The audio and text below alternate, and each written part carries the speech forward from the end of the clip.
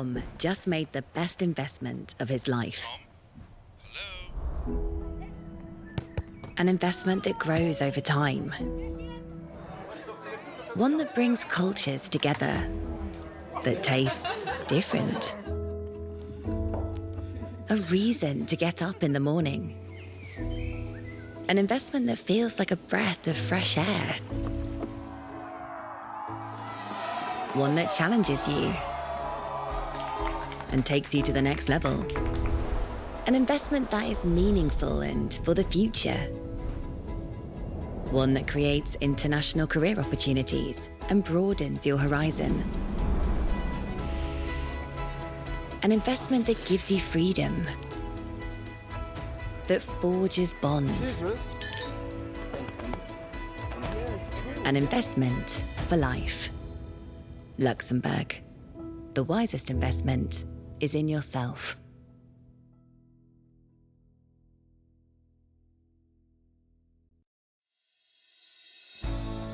Welcome to Focus On, bringing together financial industry experts of different horizons, sharing and discussing their insights.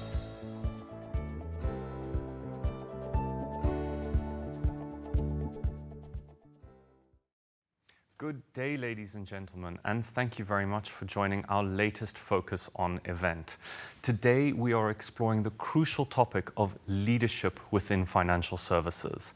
I think we're all aware of the continued evolution that our industry is undergoing, the pace of which has never been as fast and is only picking up. We are witnessing monumental shifts from the widespread introduction of artificial intelligence, the entrenchment of digital assets, the rise of open finance, and so much more. Critically, within financial firms, the search for a next generation of leaders is also taking place, and this presents both unique opportunities and challenges. To facilitate this search, financial firms are reshaping and rethinking their leadership development programs, succession planning strategies, and organizational cultures. The ultimate goal? To align these with the needs and expectations of the next generation of leaders. Leadership development programs are now taking a far more holistic approach, encompassing not only technical skills, but also emotional intelligence, cultural competency, and adaptability. These programs are now more than ever designed to cater to the diverse backgrounds and perspectives that leaders bring to the table. They emphasize continuous learning, mentorship, and experiences that are crucial for preparing leaders for the challenges that the future of finance may bring. Succession planning is also undergoing a significant transformation. Firms are moving away from the kind of traditional linear structures to ones that are far more flexible and dynamic, that are aimed at identifying high-flying talent early on in their careers, giving them a cross-industry, cross-function experience that enables them to far more better understand the needs of the overall business. Potential leaders are, however, not only found within the organization, and therefore a successful and strong succession plan extends the search far and wide. By doing so, firms ensure that their leadership pipeline is both robust and ready to meet the needs of future challenges. Organizational culture is also another critical area of focus in finance. Firms are working hard to create more inclusive, agile, and innovative cultures that resonate with the values of the next generation. This includes fostering environments where diverse ideas are welcome and collaboration is encouraged. It's about building workplaces that not only attract talent, but also nurture and develop it and retain it. At a C-suite level, the role of the board in talent management has never been more important. They're taking a far more active role in overseeing overarching talent strategies, ensuring that they align with the company's long-term vision and objectives. They're involved in setting the tone from the top through the organization in terms of organizational culture, promoting diversity, inclusion, and advocating for initiatives that support the development of future leaders.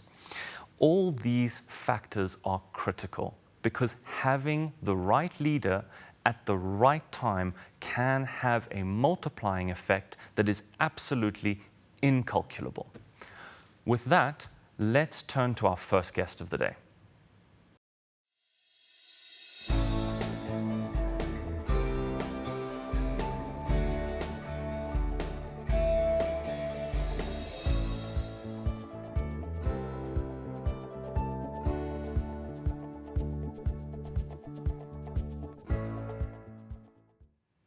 I'm very pleased to now be joined by Camille Olleon, HR Director for HSBC Continental Europe. Camille has spent the majority of her career within the banking and insurance industries before joining HSBC in 2018. Beyond her work at HSBC, she's an active participant and member of Financiel, which is a federation aimed at promoting gender diversity within the financial services sector, as well as being a co-signatory of the Sign network at SCOR, which is a leading reinsurance company. Camille, many thanks for joining me today. Hello, Jonathan. Let's get straight into it then. So, I think we can agree that financial services is obviously an incredibly competitive industry, but it does have somewhat of a perceived lack of work-life balance. We're seeing increasing generational shifts come into play, evolving skill requirements, cultural fit, and a host of other factors that are really impacting firms' ability to attract and retain top talent.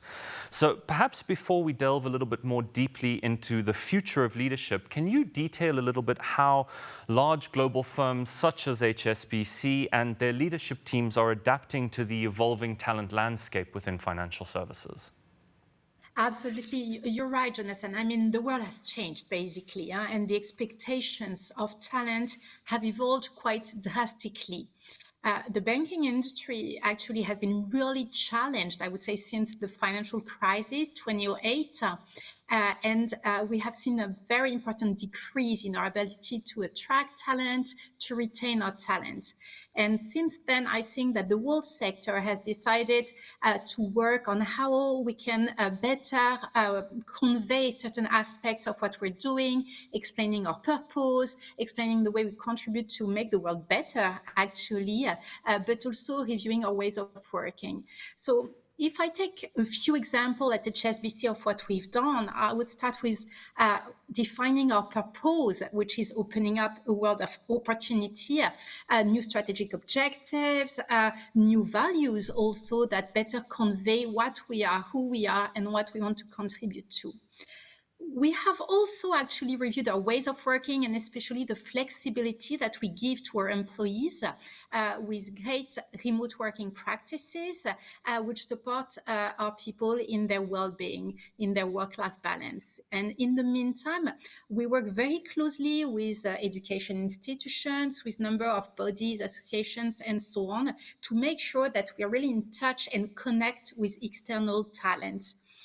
And to reflect all these efforts, we have decided to get assessed by external parties, such as top employer, and we've been rewarded for 2024 as a top employer. It's also a way for us to demonstrate that we have worked and improved on all our HR and people practices. Okay, great, thanks. So, I think in that sense, it's quite fair to say that the leadership styles are changing within the industry. They have already, and they're continuing to do so. And what worked 30 years ago, or even 10 years ago, would absolutely not work today in terms of people management. So could you tell us and detail a little bit more about how these leadership styles are changing, given this environment that you just mentioned, and to reflect your the current kind of style of the organizations, and what sort of strategies are being implemented to reflect these changes? Absolutely, absolutely. Indeed. So to support these changes, first of all, on the ways of working side, we have equipped our manager with several new skills. We have worked about deploying trainings, as an example, on how to manage remote teams, as I was talking about remote working. But we have also worked a lot on creating diverse and inclusive environment in which all type of talent can thrive. And that's really the important thing about HSBC. We do believe that if everyone is coming to work able to be his or herself, it will make it easier to perform, basically. We have also worked a lot on equipping our leaders on conveying change, leading change across the organization. The other thing that I would like to highlight here is how we leverage our amazing employees resource group that we have across the various markets and that are committed to helping us on a very wide range of topics, from parenthood to ethnic diversity to managing disability and so on. And this is very important for us because it allows us to have approaches that are not only top-down, but really reflecting what the staff is aiming for and improving our practices. Okay, perfect.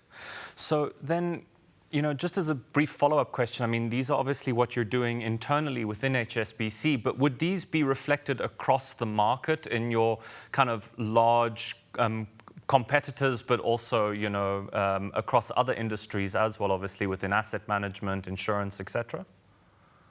Yes, I do think so. I think there has been a common work from all the sector on identifying what we can do to better convey our purpose, to better support our managers in driving the team in an environment that has changed drastically, especially since COVID. So if obviously HSBC is a very big bank, which has also actually asset management, insurance, and so on, and it really shows and demonstrates how good our people practices today. I think actually that it's the case for most of the companies in our sector. Okay, fantastic. And then, turning from today's leaders and their leadership styles to future leaders within financial organizations, what type of programs and initiatives are successful in kind of building these leaders up as they move through the organization from the beginning until they become true leaders? So first of all, I want to say that the development of the future leaders is a key part of the current leadership bench role. We have succession planning, we have talent identification, on the job development, dedicated leadership programs, and so on. We have what we can see, I think, in most companies, especially in our sectors. There are three examples that I would like to share with you because I particularly like them and I'm proud that we're proposing that. The first one is what we call Taste of the Top. It's a program that aims at giving the opportunity to female talent to cover leaders during their call leaves. So they spend 1 week shadowing the leaders before the leaders on leave, and then the female talent is entitled to act and make decisions during the leader leave. So this year we have proposed 27 positions in Europe for this program, and it's mainly positions of executive committee members and country CEOs that younger female talent could experience. The second one I wanted to highlight has been created by our commercial bank and is called International Connectivity. And it's basically proposed short-term assignments for the best talent to discover other countries and therefore create bonds, relationships that will enhance our ability to do business together, but also show how others are doing the same thing. So opening some new practices for our talents. And the last one I wanted to highlight is the Inspire program, which gathers future leaders from all across our markets, our business lines, our functions in a one-year development journey. We have several executive committee members that contribute to this program, and the participants work on real business cases, actually, to propose initiatives to the general management to have progress on several aspects of the company ways of working and initiatives. Okay, fantastic. So, I mean, what's kind of been clear to me is that obviously within HSBC, but also in other large organizations, it's clear that innovation and this kind of continuous improvement, or this drive for continuous improvement, is critical to not only ensuring that future leaders are ready to take up the mantle, but also that current leaders reflect the overall firm and are ready to help, drive future leaders forward. So how then are firms evaluating the effectiveness of their current leaders in terms of promoting this culture of innovation and continuous improvement? And maybe you can provide some specific metrics or benchmarks that your firm might be using, and how these metrics have driven positive outcomes. Yes, absolutely. So that's a very difficult question, actually, because we always try to assess the impact of what we're doing. So it's not an easy one. So as most companies, we have tools such as 360 feedback, as an example, to support the assessment of the efficiency of our managers in driving positive outcomes. But I want to share a few examples here. So within HSBC, we consider that diversity and inclusion is one of the most important levers in terms of driving innovation. Indeed, with different backgrounds, we have different views and constructive debates leading to innovative ideas. So all of our people managers have an objective on inclusion, and especially our CEOs have targets on diversity and inclusion in their scorecards, and gender diversity is monitored on a monthly basis at the level of the executive committee per business and per country. And we've seen very positive improvement in the percentage of women in senior leadership positions, as an example, with almost 30% of women now in this position across continental Europe. Another example is the engagement survey, and this is, I think, particularly important. A few years ago, we noted that we needed to better explain and convey our strategy through all the hierarchical levels. Basically, managers were understanding much better the strategy, and individual contributor a bit less. And we've worked on this. We've equipped better our leaders to do so. We make sure that at each town hall, we're having a piece dedicated to our strategy to make sure it was a key theme for everyone, and that everyone felt included in the strategy and conveying the strategy. This led to a major increase of 16 points in the strategy index over the past 3 years. So I think this is a type of example of how we can use benchmarks, metrics, and so on to assess, diagnose a problem, identify what could be the solutions, and make sure that we equip our leaders to better address the issues that we have identified. Fantastic. Well, many thanks, Camille. I mean, I think what really resonated with me and what seems to be important from what you said to me in terms of the leadership development programs and fostering this new generation of leaders is this bottom-up approach, really giving young leaders and potential young leaders opportunities across your firm, and also the ability to test their mettle in situations where they may not necessarily have found themselves prior to that. And I think that's reflected across the industry, as you said. But thanks very much again for joining me, Camille.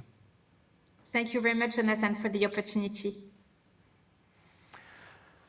Fantastic. And now I'll hand over to Remi Fouilloy, Managing Partner of Morgan Phillips Luxembourg, and his panel. Remi, the floor is yours.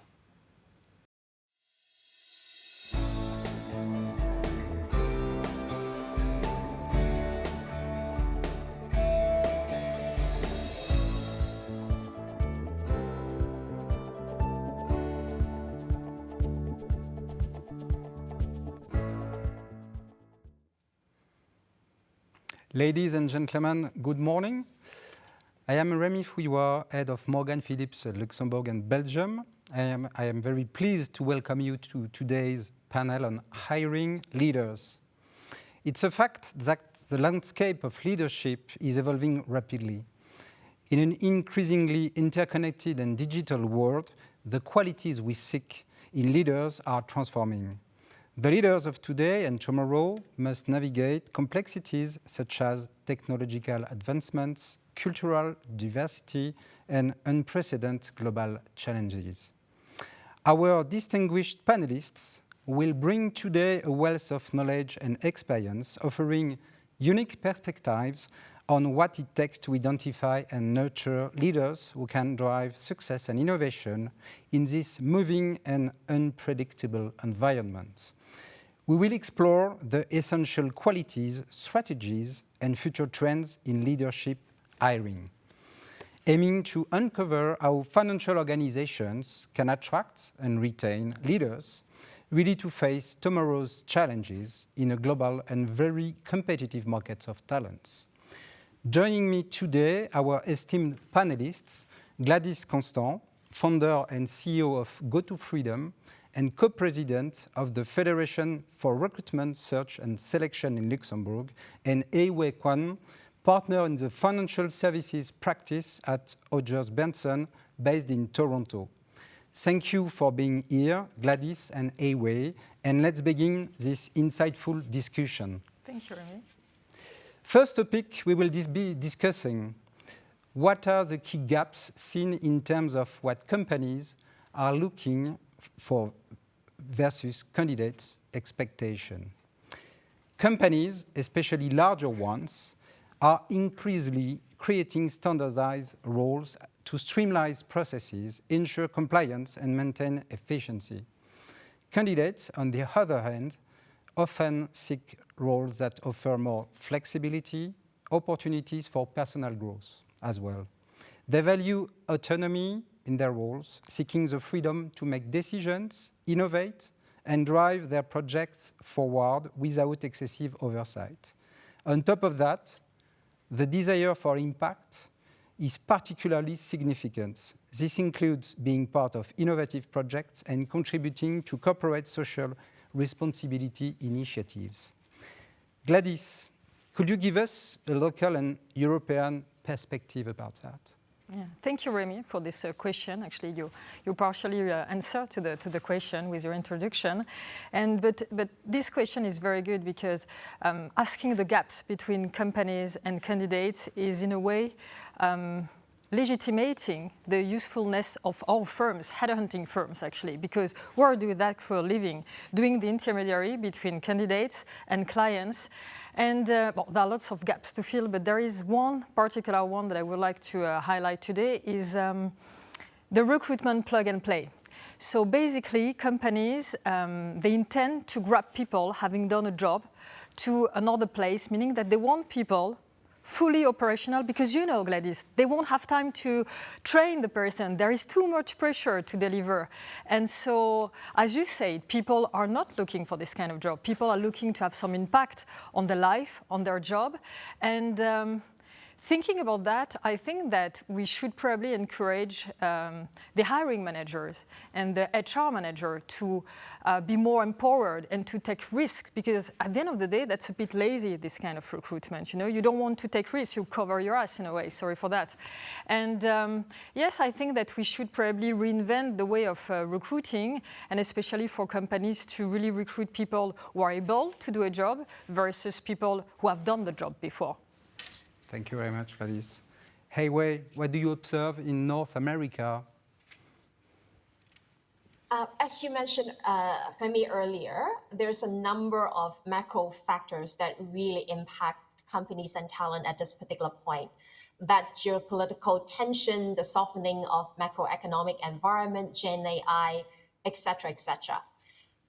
Rules are changing really fast, and from the company side, what we see is that companies are going through what McKinsey calls the great rebundling. They are trying to find ways to reconfigure employees' work as they themselves think through strategy, operating models, etc., etc. So really what they are looking for, and we see more and more, is talent at all levels to be flexible, adaptable. Basically, they want people who can roll with the punches. I think the other theme that we see more and more also is having, invested a lot in employee experience during COVID. there is a sentiment amongst companies of a shift between a more balance between what you can do for the company and what the companies can do for you. So we see that. On the candidate side, there is a very big theme of this historical, the financial services career path is no longer going to be the same going forward in terms of trajectory, in terms of time frame. So, additionally, is the skills required for those promotions are also changing and broadening. I would almost say that the interesting thing about the financial services talent is on a go-forward basis, we are almost like playing a game of a sport of triathlon, where players have to master a number of different sports that require different muscles and require the ability to switch and activate very quickly. And as you can see, there is definitely tension there. Thank you, Wei. Precisely, how are organizations and candidates meeting in the middle, in your opinion? It is still very much an ongoing experimentation going through, given all the changes that we are living as we speak. Probably the most important theme that we see from companies and candidates, as what they ask for, is that honesty and transparency in the communication. We see organizations making efforts to provide more transparency about what realistically, growth could mean, and they're defining growth more broadly versus the historical just linear up. There's a lot more emphasis in that building the breadth for a longer term progression. There's a lot of debate, as likely, in the European market as well, around how much transparency is productive. Does transparency directly lead to, fairness or the perception of fairness? Those are sort of ongoing debates. Fundamentally, as honest brokers, executive recruiters, we would notice that in the end, candidates do have to own their career as well, and sort of adapt to the changing landscape in terms of what they can expect in terms of progression.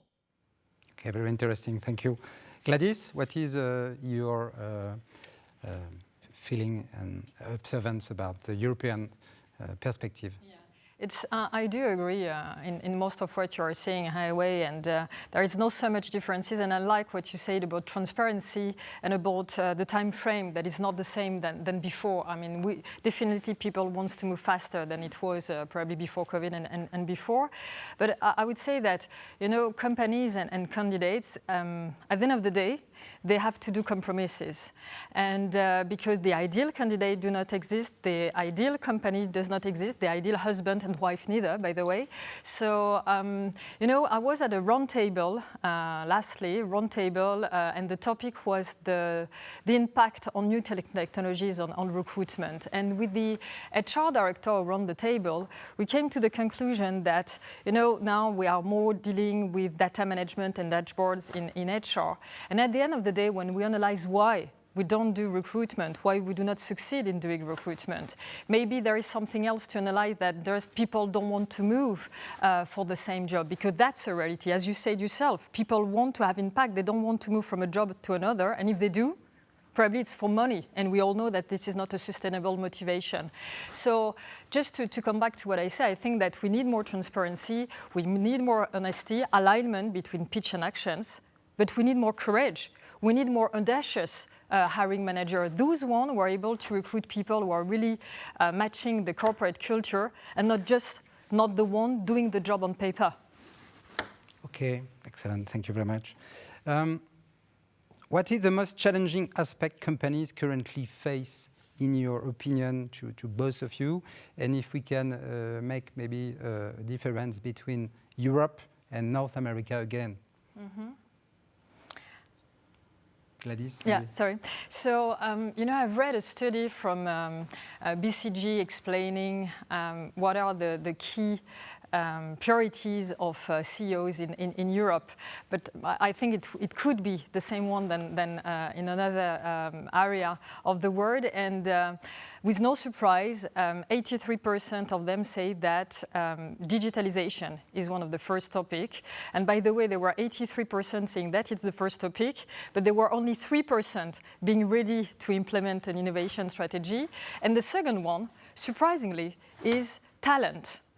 And I think that one of the main challenges that companies face is probably to recruit those talents, being able to cope with the job now, but in the future, because we know that the skills are obsolete quicker and quicker.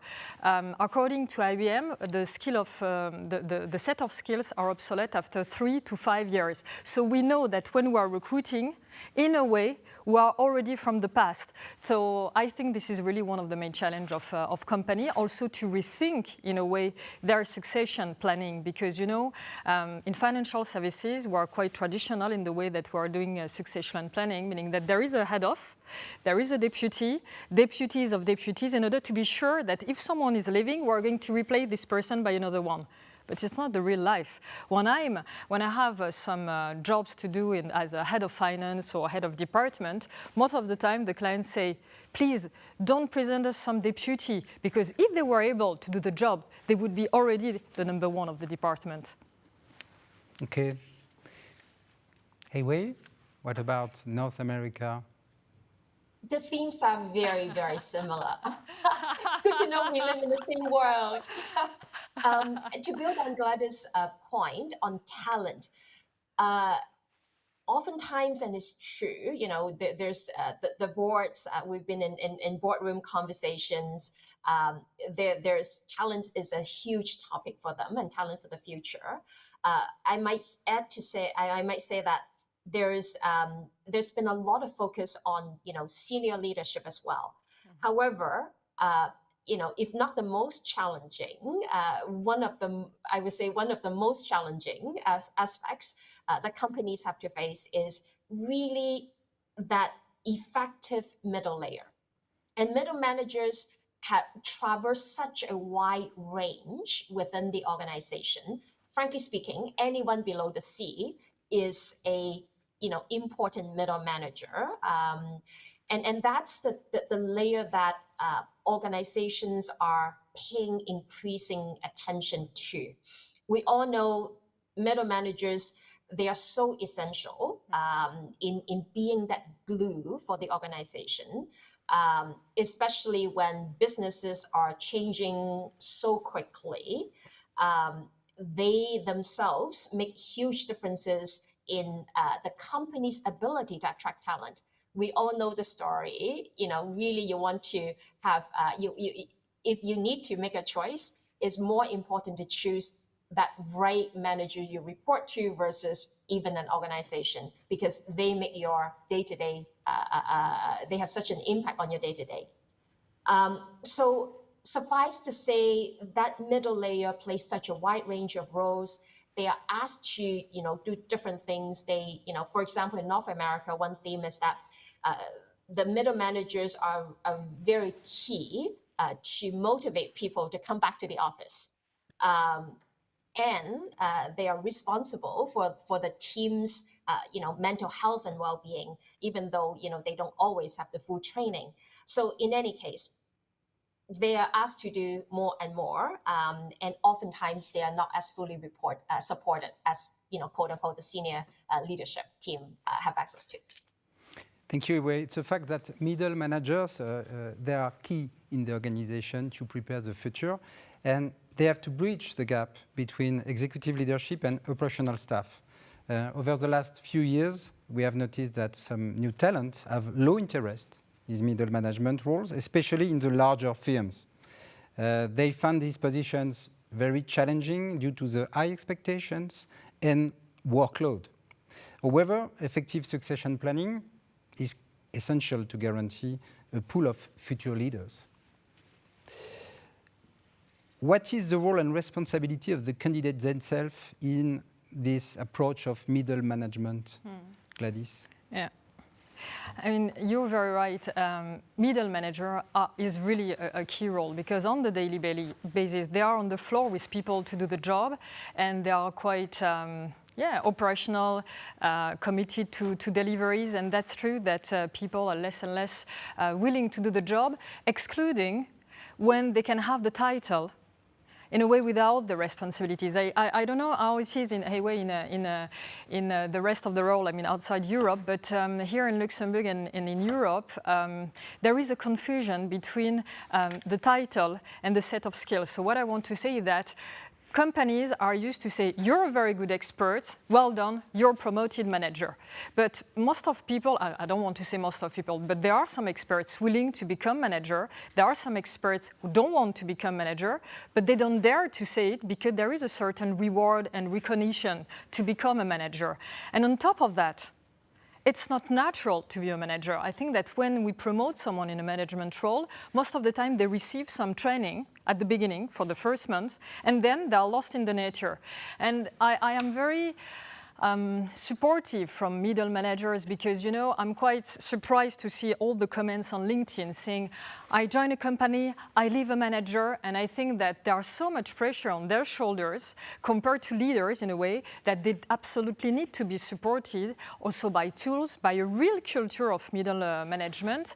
And I would encourage also people to really ask themselves if they want to be a manager, not just for the title and the nice image on LinkedIn, because at the end of the day, management is also a question of how much I give to people, a real generosity of people. Thank you. I agree, and I can see that some people, they think that if they want to evolve in the company, they need to be manager one day. And these big companies, most of them, they mainly consider that being a manager is the only way to be promoted and recognized. Exactly. Anyway, are candidates experiencing this kind of problems in North America as well? Yeah, you know what? I think there's such universality in our human experience. And to add to Gwladys' point, it is, especially financial services, historically, you know, the sector has a lot of specialized expert roles that demand expert skills, right? And historically, that has been sort of the promotion and the track to reach different levels of, you know, leadership. What we are seeing is more than ever, especially given, you know, this changing world, that deep expertise in one domain is not sufficient. And frankly speaking, with AI, deep expertise in one domain is probably an indicator you likely will be disrupted. So this sense of, you know, one needs to build a portfolio of expertise, as I mentioned earlier about this sort of sport of triathlon, is becoming more and more important. And add to that, you know, managerial, people leadership aspects. Those are some of the, sometimes a little bit of a dilemma for people sort of at almost maybe every stage in their career. Thank you. Sorry. There is a sense that companies are not doing enough in terms of grooming talent through time versus buying talent at a particular point in time. So that's certainly, you know, the experience that we hear from candidates. Thank you. A question to both of you. Do you think that companies are doing the right things to train and develop this member of the middle management level? Again, that's a good question, but I think that this is also the responsibility of people, and I would like to talk about something that is very important in Europe. This is the cost of work. You know, we are perceived in Europe as being quite expensive as a resource, and I will encourage all of us and all middle managers to really take into account that they have to create value. in their job. You know, I think that sometimes people are doing this job just doing coordination, and especially with now all the phase of offshoreization, with center of excellence created in India, Malaysia, Philippines, and so on. And so it's very important for middle managers to understand that on top of coordination, they have to produce also in order to make the creation of value visible within their groups. Thank you. I think to add to that, Gwladys, it is also for the middle management layer, in fact, all management, to, one, create value, have the eye to really discern what is value created by others, and then able to provide very candid and quality feedback along the way. What we see is sort of conflicts and challenges often come when people have different perceptions of value. And middle management and people managers play such a critical role to align those perceptions before it goes too much, before the gap is too wide. The one thing I might add, and I think this is where we look across sectors, financial services, by virtue of the sector historically being highly regulated and maybe rightly so, more risk aware and maybe risk averse, we are not as good at failing and learning from mistakes. And the technology sector is much better at having formalized process to learn from failures. And for example, after each failed product, they would go through a deliberate process to discuss what's good in the failed quote unquote product and what can be applied to other products being developed and currently in the pipeline. I think this is the aspect that needs to be built into the financial services ecosystem. Thank you, Ewe. It's a fact that larger companies have more resources to attract, retain talent and develop them through extensive HR initiatives. Their brand reputation and global presence also add to their appeal, providing employees with a sense of job security and growth opportunities across different regions, departments. Nonetheless, smaller firms can be more attractive and compete for top talent even on the financial sector. Gwladys, could you tell us why? Yeah. And maybe just to come back very quickly about what you said, hey, why? When you say that there is a different way of seeing value, I think that there is one that is very tangible. This is the cost of work. And this is exactly what I was talking about in my answer. But coming back to your question, the main differences of attractiveness in a way between large organizations and small firms, in my view, this is really linked to the organization of work, meaning that in big firms, and especially in financial services, there is a super standardization of work. One task or several tasks, one person perceived as one box for candidates. Whereas in a smaller firm, you should be more transversal. And by the way, you should understand probably better what is your value creation within the firm.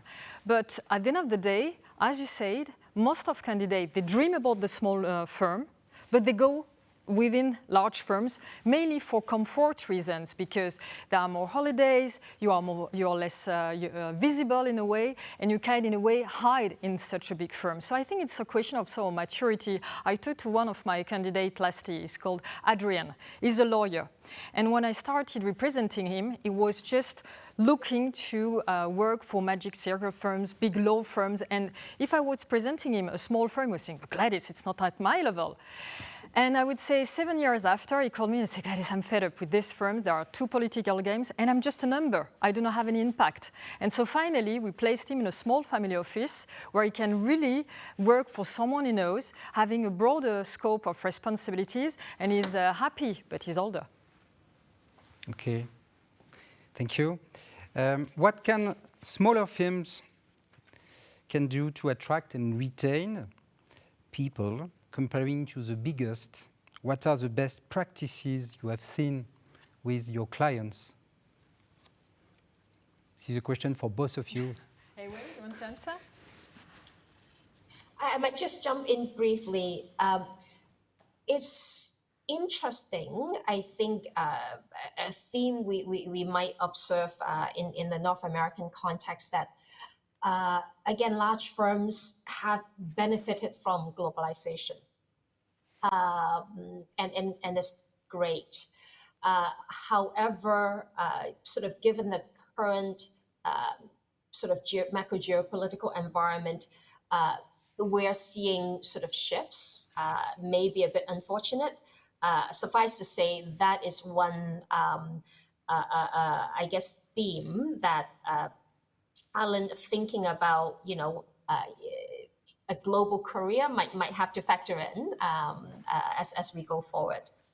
Broadly, we actually do also see the same theme of people are now more open. I think historically there's just roles in large firm and medium-sized firms and small firms as well. But we do see the flow of talent between the different categories of organizations.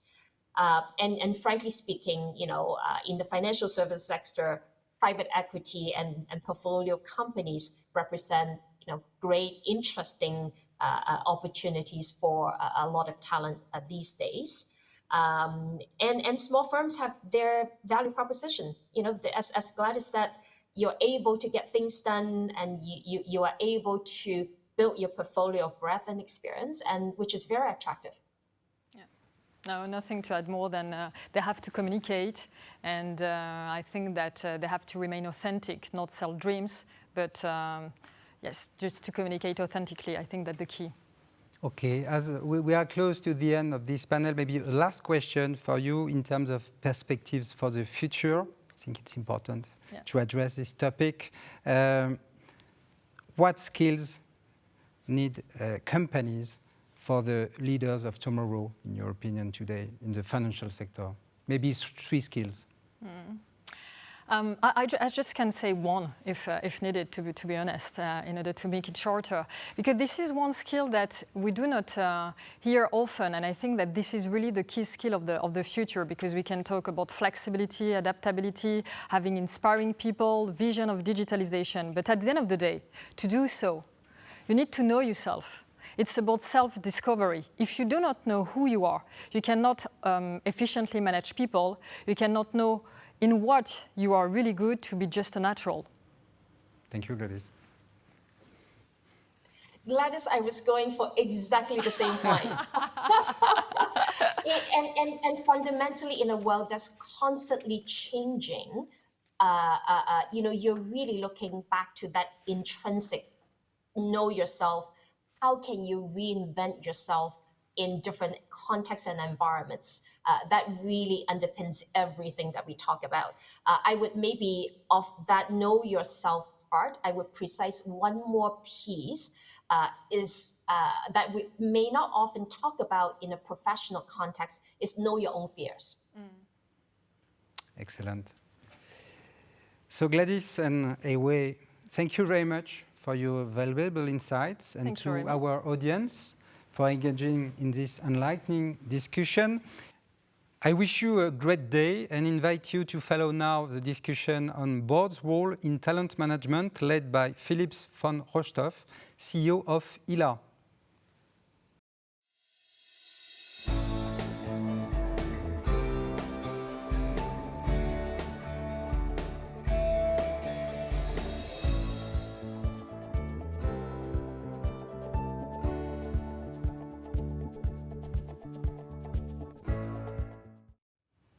Thank you, Remi.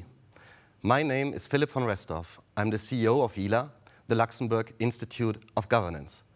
And I have the pleasure of moderating this last panel on the board's role in talent management.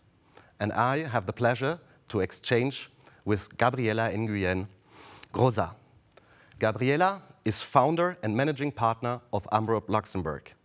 Gabriela's experience spans across sectors and countries as an advisor of boards, CEOs, and their executive teams.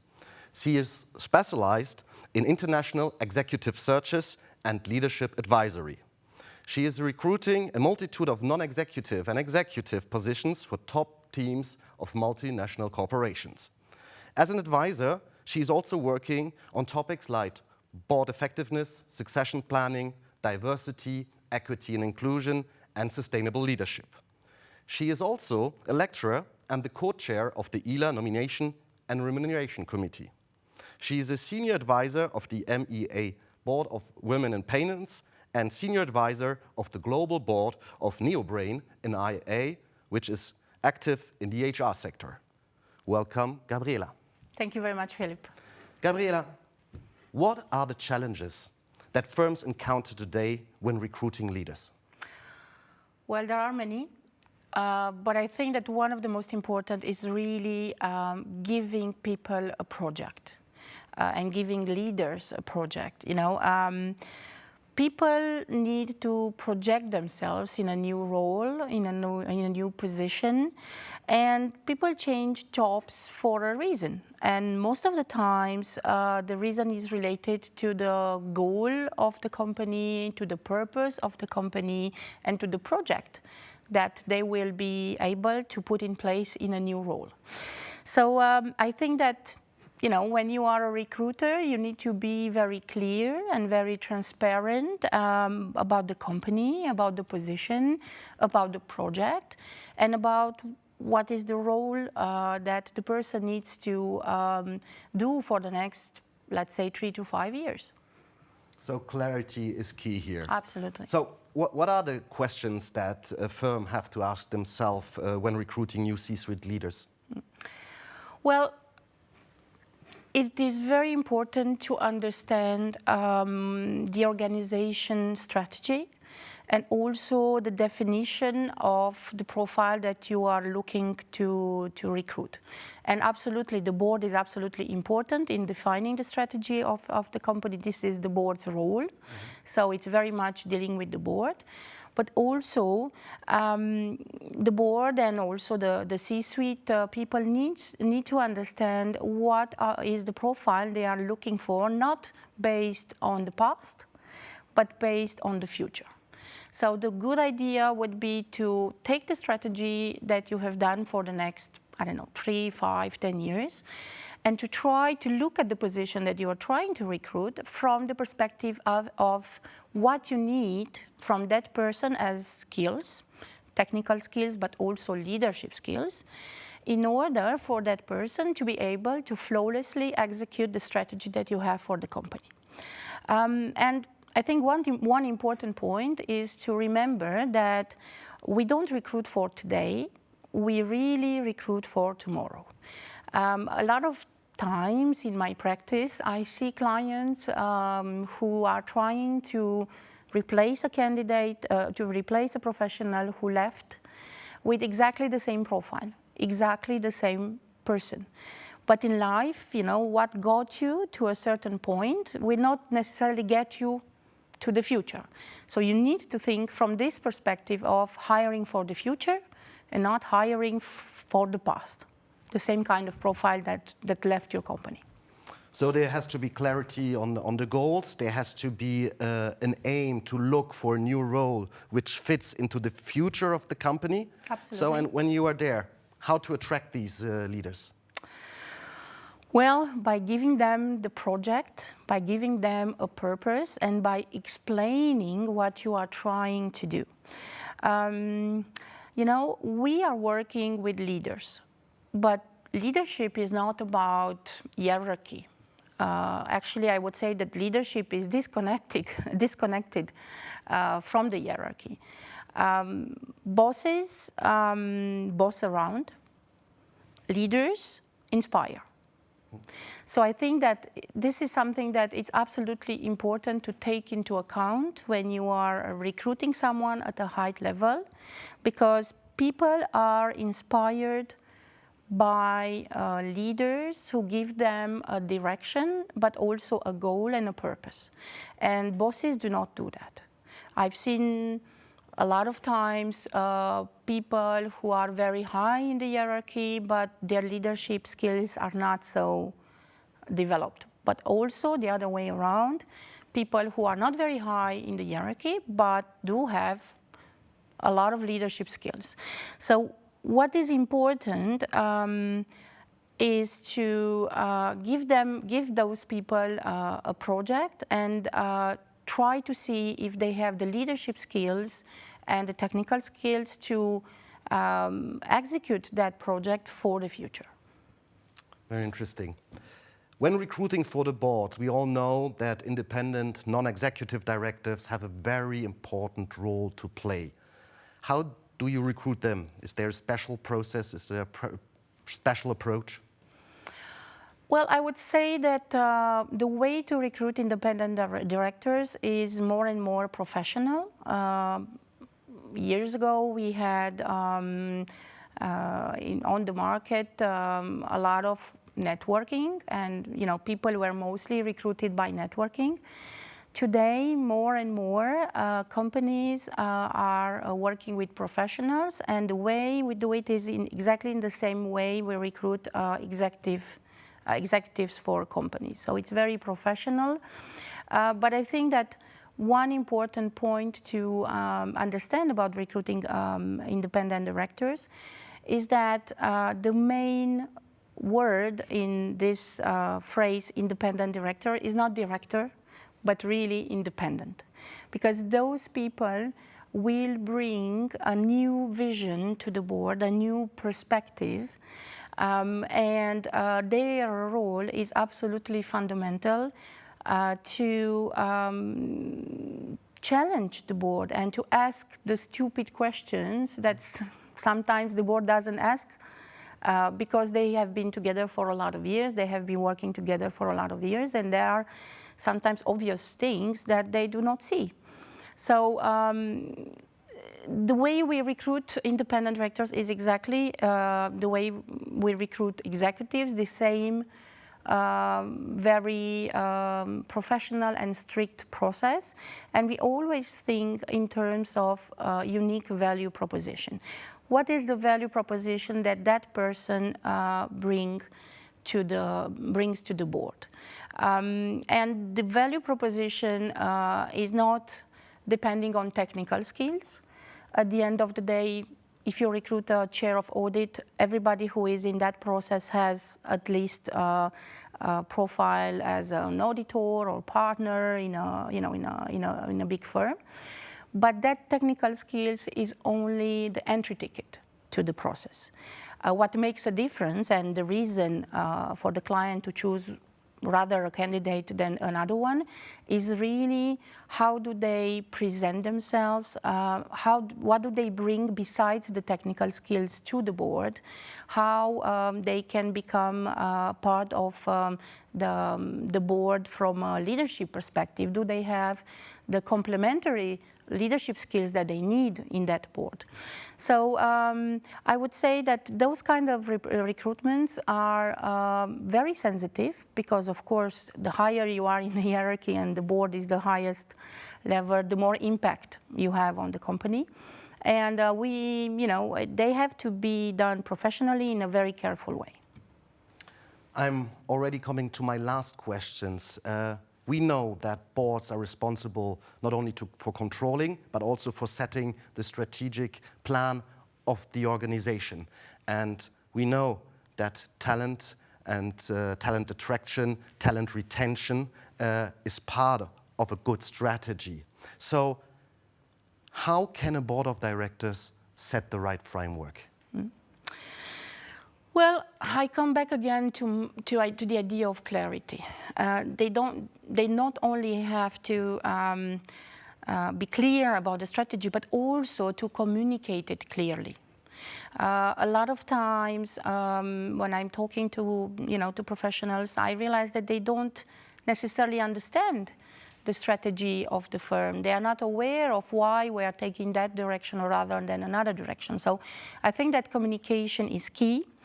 But also, they could think about the fact that, again, people need a project.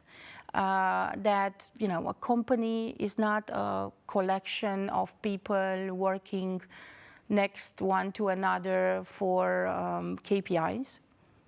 A company is micro-society working together for a common goal, which can be measured by KPIs, of course, but is also aligned with the purpose of the company. So at the end of the day, I always say people are humans, not resources. So you need to consider them as humans and give them a purpose and give them a goal. I think that, yeah, if you realize that, it will work. And if you give people, the goal and also the tools to succeed, you are on the right track.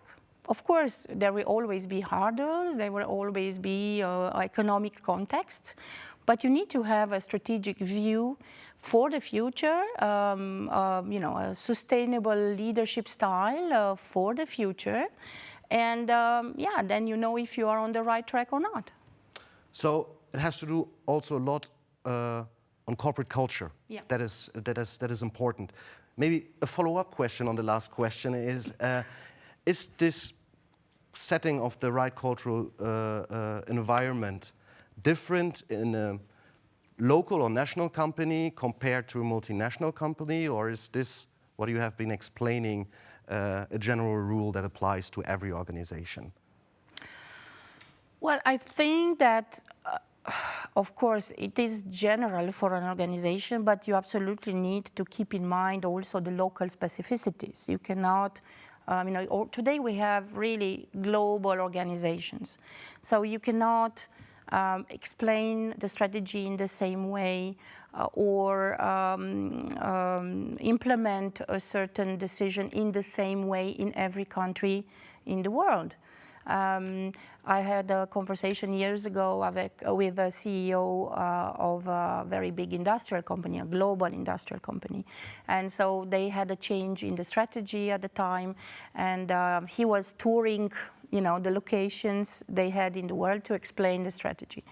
And it was a very interesting point of view, because he was saying, every time I go in a different country, I prepare, and I have a kind of a cultural coach who prepares me for that conversation. And he said the most difficult conversation about strategy and the most difficult communication that I had was in India.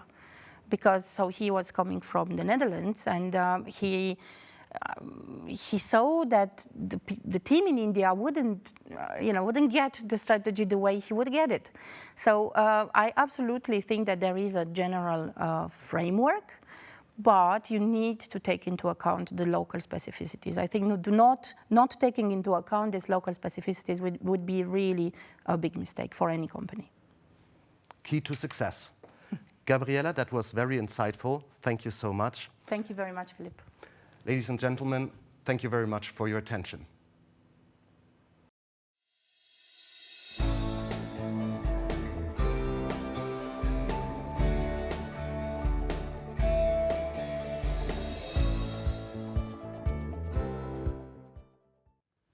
Well, that brings us to the end of today's live stream. Many thanks to all the panelists for lending their expertise today, from how international firms are really tackling leadership change, given a shifting financial ecosystem, the importance of setting up future leaders for success via in-house programs, and the board's role in setting the tone from the top in terms of leadership. I think there's a lot we can take away from today. Many thanks to you, the viewer, for joining us today, and be sure to keep an eye out for our future events, the next being Focus on Cross-Border Investments in September. Thank you very much. Bye-bye.